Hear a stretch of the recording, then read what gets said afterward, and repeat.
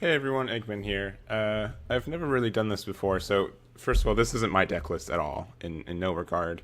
But this is the deck list that Rob Russo took to Boston ARG last week and won with. So I kind of wanted to just go over what the deck is.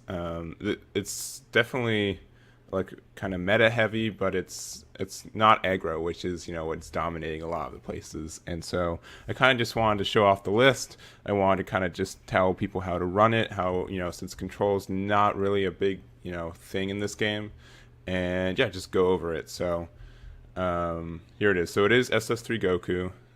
And you'll see like a couple of pieces that like, oh yeah, legendary flute, of course you run it. Whis coercion, sensu bean, boost stack Piccolo, and then you see stuff like, oh, Yajirobe's in this deck, and Bergamo and Beerus. So the point of this deck is to really just kind of turtle up and then either get there's kind of two win conditions really, and then kind of a third is just lock him out with Bergamo. There isn't like a super big amount of removal that was being run at this event. At Gen Con, I'm pretty sure that people will see this deck and then they will kind of overcompensate and be like, oh, main deck 4 dimensional banisher foos or stuff like that. But yeah, if you don't have any hard removal, Bergamo just kind of sits there taking hits, and then you can't combo over him, and you just drop all these resources for nothing. So that's really powerful. Then there's also Oath's Power Tapion, which is really cool. So when you play the card, you can choose up to 2 cards from your life, add them to your hand. If you choose 1 or more, choose 1 battle card with an energy cost 5 or less and place it on top of your owner's deck.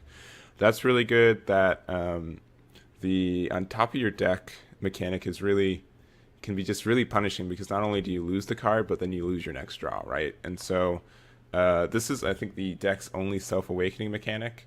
So since you can play this on turn 2, you can either do 1 or 2 depending on how much energy you need to, or life you need to awaken, which is really powerful.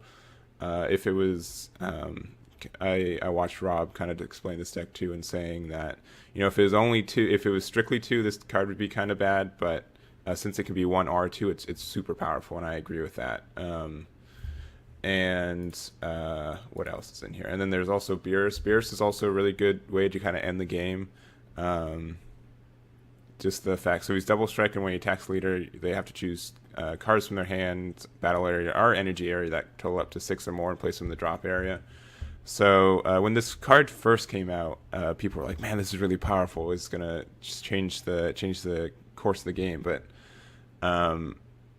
people were running this in more aggressive decks where it wasn't as good, right? Because your opponent doesn't really care. Like, you're already expending resources, and since they usually had a lot of cards in their hand when you're fighting an aggressive deck, it wasn't a big deal. But now that this is more of a mid-range control deck, when you're trying to out-tempo your opponent, having this out is just a really good, can just really punish your opponent for holding on to some of their smaller cards. It's actually is slowly starting to be really powerful, which is cool, because I opened the SPR and I haven't been able to use them yet. So and then another tech card is Yajirobe. Yajirobe is, in general, like, since you start with 2 energy anyways, he's kind of like the staple 1-drop blocker. But since he also has revenge, it's really powerful.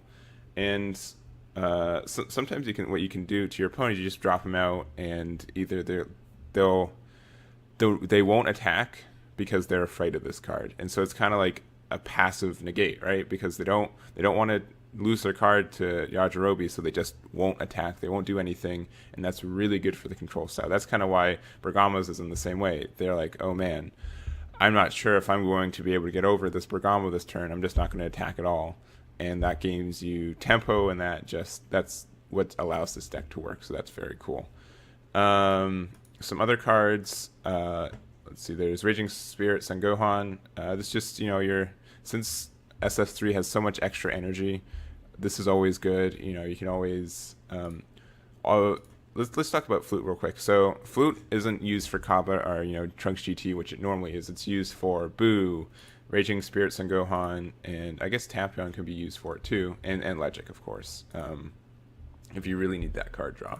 But yeah, it's really good because for Boo, if you have like if you are going to have some extra energy untapped before the end of the turn, you're like, oh, I can always just draw some extra cards and help fill out that mana curve, which is really nice. You can play Sun Gohan from comboing, and then you can flute him back, and then you have him again, so you have an extra 1k combo and draw a card. That's always powerful.